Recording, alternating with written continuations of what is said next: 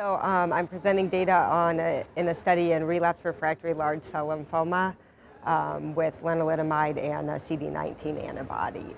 Okay, and what was the rationale of putting these two together? So both of them have single agent response rates in relapsed refractory large cell lymphoma and have been pretty well tolerated. The responses have been modest, about 30% with either agent alone. So there's some preclinical data that the lenalidomide can activate NK cells, and that can help the MorphoSys antibody work. There's preclinical data in CLL and lymphoma. So there was thought that there could be synergy with the two compounds. They've been well tolerated. And are being studied in a relapsed refractory population that's not eligible for transplant, so not eligible for aggressive therapy and doesn't have a lot of options. Okay, and you mentioned they're well tolerated. What kind of profile are we looking at here? So the most common toxicities have been hematologic, so cytopenias. Most of them have been grade 1 to 2. There has been about 40% of patients who have grade 3 to 4 neutropenia. But really, when you look at the profile, it's not much different than single agent lenalidomide alone. So not much added toxicity from the antibody. Okay, and when it comes to endpoints for the trial, are we looking at disease control, progression? Yeah, so the primary endpoint of the trial is overall response rate.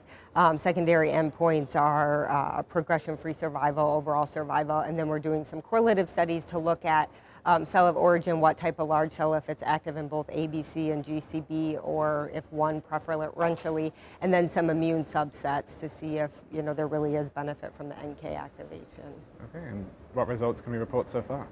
So we're going to report a 56% overall response rate with the combination, including a 32% complete response rate, and an additional 12% of patients who've had stable disease. Currently, we have 5 patients who are reaching being on trial for a year or longer, and 16 out of 19 patients have had ongoing responses. So thus far, while it's early, the results do seem to be durable in those patients who've responded.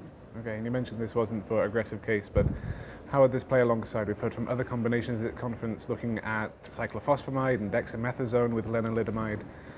Would you say that the antibody would be more suitable for any one patient subgroup, or is it just part of the armamentarium at this point?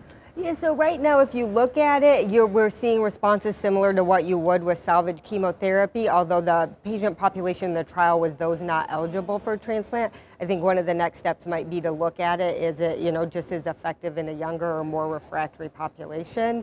But any older patient that's relapsed after initial therapy is a great candidate for this, and I think overall, it's probably less toxic, but similar responses, like I said, to even aggressive chemo in these patients. So we'll follow patients until they progress. Right now, we have 44 of 80 planned patients enrolled, so we are expecting by probably this time next year, we should be able to report overall response rate with first response assessment, which occurs 2 months after starting trial.